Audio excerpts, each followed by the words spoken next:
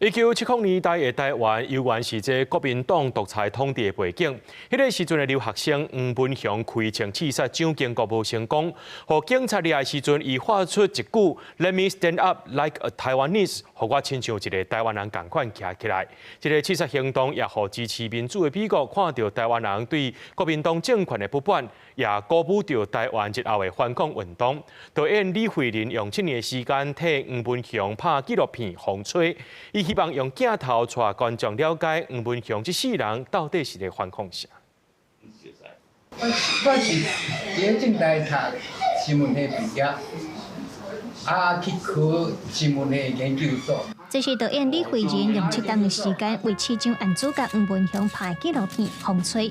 1970年，台灣也是國民黨威權統治的時代背景。迄陣蔣經國是行政院副院長，伊去美國拜訪，在4月2日紐約市廣場飯店門口，去互當時也是留學生的黃文雄拍槍。尾仔黃文雄在海外流亡25年。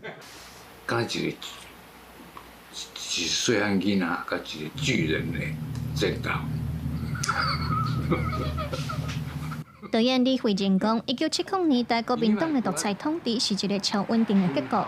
透過長期的記錄，伊也看到黃文雄是策略性以當時美國要聯中制鎖甲台灣之間的地緣政治來思考甲行動的。嘛，因為迄前互支持民主的美國看到台灣人對專制國民黨政權的不滿，嘛進一步鼓舞後來台灣的反抗運動。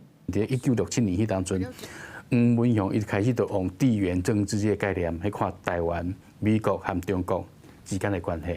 所以，伊就想講趁這個機會，伊是不是會使透過刺殺蔣經國，互台灣看迄個會使鬆動迄個草文字的結果未？市長案到達56週年，黃文雄當別90歲。導演表示，拍紀錄片的過程雖然看到黃文雄因為失智症記憶衰退，也毋過精神意志卻是愈來愈清楚的。紀錄片嘛用台語的方式甲伊對談，互伊會當用上自然的狀態來表達。差不多有半年的時間，我每禮拜攏會去找 Peter 演員去找伊。我感覺有一個重點就是講，因為我和 Peter 攏是用台語去對話，因為你若用華語和伊對話，伊就要較轉一個，會較慢。